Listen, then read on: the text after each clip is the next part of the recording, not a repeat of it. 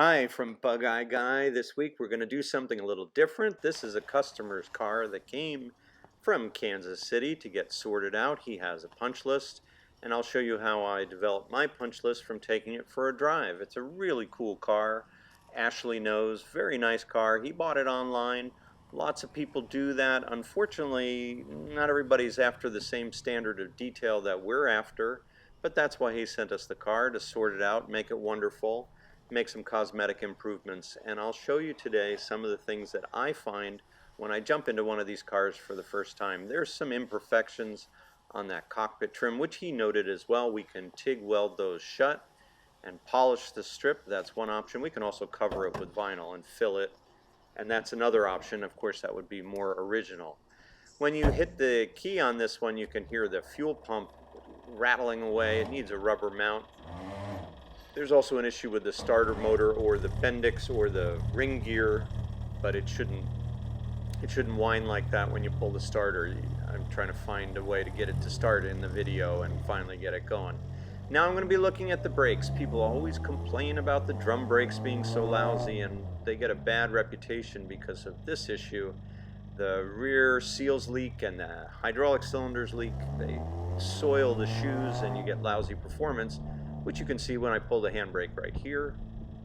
Terrible stopping, almost nil, and that's because the rear shoes are likely wet, or there's a drum issue of some other form. Turn signals are a common issue. That's the stock switch there above the key.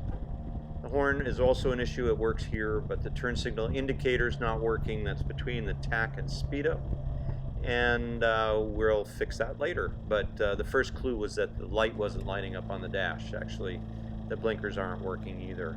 It's idling too high. The steering wheel is not straight. Only half throttle is attained, although it sounds really nice. I think that's the interesting thing about these old British cars. They're all fun to use. It's a perfectly usable, drivable car. You could probably drive this one cross country.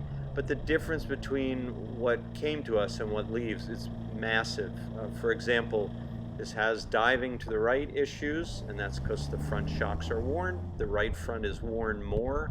The right front brake is working more, so it's kind of giving you this diving experience. You don't feel very confident driving this car, and when we're done, our goal is to make it an incredibly stout and confident platform. You can see it's fun to drive. I'm having a blast right here. Great car.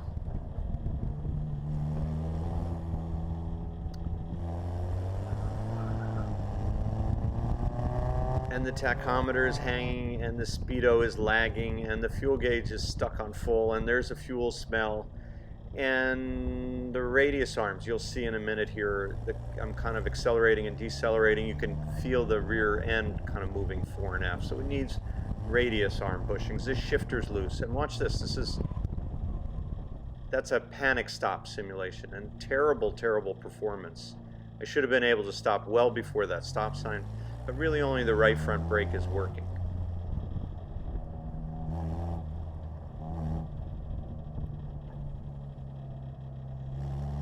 We'll put in a sway bar and make the handling even better. The differential's leaking. There's a lot to do. We have about 20 items on our list. The client has another 20 or 50 items, so it'll be 100 items of improvement.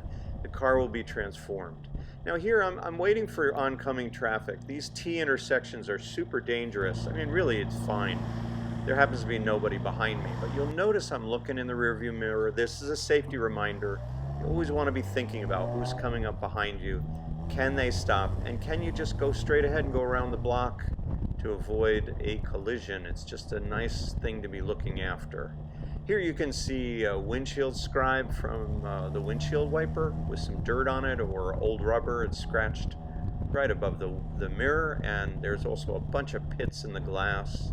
It's more common on Midwest cars, but all those little pits are glaring pretty badly in the sun, so we'll put in a new windshield. Hey, this is a great car, and I don't mean to be too hard on it, but I think that if you look at what our business has become, after 300 cars, we're trying to use and take advantage of every last little bit of experience to make these cars that much better. In many cases, they're better than they were when they were new. We can so improve braking and acceleration and handling performance You know, the original bias ply tires that came with these cars are a very different kind of animal, and they're narrow. So we make the cars, I think, really wonderful, and you can feel very confident driving our cars, and that's what we're after with this client's car as well. Thank you for checking this out with us here at Bug Eye Guy.